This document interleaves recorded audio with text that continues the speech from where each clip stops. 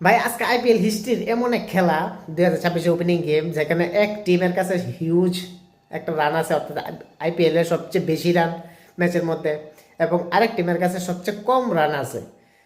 নিশ্চয়ই আমি কইতাছি হায়দ্রাবাদ এবং আরসিবির যে আজকে opening match. Hyderabad IPL history এমন একটা টিম যার কাছে সবচেয়ে বেশি হাইয়েস্ট রান আছে, সবচেয়ে বেশি রান করছে 287 রান।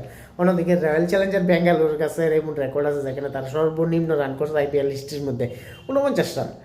অর্থাৎ দুই টিম আকাশ পাতালের মধ্যে তফাৎ রানের দিকে যদি বিচার করি, হাইয়েস্ট রান এবং লোয়েস্ট রানের মধ্যে। বাট কম্পেয়ার যদি করি হেড টু হেডের মধ্যে, তাহলে দুই টিম কিন্তু কেউ থেকে কম না। টোটাল 25টা ম্যাচ খেলছে দুই টিমের মিলেশিরা। আরসিবি জিতছে 11টা, আর হায়দ্রাবাদ জিতছে 13টা। অর্থাৎ দেখা যাইতেছে নেই যে কতটুকু নেক টু নেক কন্টেস্ট, দুই ম্যাচের ডিফারেন্স মাত্র।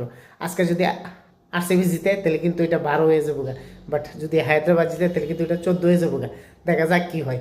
এই দুই টিমের মধ্যে যদি দেখা যায়, এই যে 287 রান করছে, এটা কিন্তু আরসিবির এগেনস্টই করছে হায়দ্রাবাদে। এবং আরসিবি হায়দ্রাবাদের এগেনস্টে যে হাইয়েস্ট স্কোরটা করছে সেটা 262, এবং লোয়েস্ট করেছে 68, এবং হায়দ্রাবাদের লোয়েস্ট করেছে 125। মাত্র দুই টিম কোনো দিক দিয়ে কেউ কম না। যদি হিস্ট্রিক্যালি রেকর্ড দেখি, কেউ কারো ছেড়া দেওয়া না। দুই টিমের ব্যাটিং ইউনিট যে যদি দেখি বা ব্যাটিং অর্ডার যদি দেখি, টপ 4-5 পর্যন্ত ডিস্ট্রাকটিভ ভাই। মানে একদিকে অভিষেক শর্মা, ট্রেভিস হেড, ঈশান কিষান, তারপর হেনরি ক্লাসেন, অন্যদিকে Virat Kohli, Phil Salt, Tim David এর মতো সেখানে বড় বড়, তারপর রেজাত পাতিদারের মতো বড় বড় ব্যাটসম্যানরা আছে যারা দুর্দর্শ।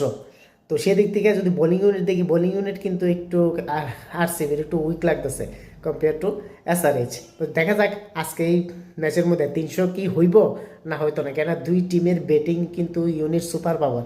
এবং হায়দ্রাবাদ ব্যাঙ্গালোর যে ম্যাচ হইব, এটা হচ্ছে চেন্নাস্বামীর মধ্যে বিগত 10 মাস ধরে কোনো ম্যাচ হয়েছে না।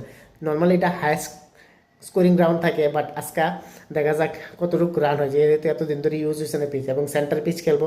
এভারেজ টোটালি 194, অর্থাৎ 194 মানে প্রায় 200-র কাছাকাছি। অর্থাৎ ডেফিনেটলি যদি একটু কোনো টিম ভালো খেলে, ডেফিনেটলি এখানে 250 বা 300-র কাছাকাছি করতে পারবে। এবং হায়দ্রাবাদের কাছে সবচেয়ে বড় অপরচুনিটি আছে, যদি টসে জিতে ব্যাটিং নেয়, তারা কিন্তু ডিস্ট্রাকটিভ মোডে যাবো। আমরা যেটা দেখুন যে লাস্ট সিজনে যেটা করলো হায়দ্রাবাদ।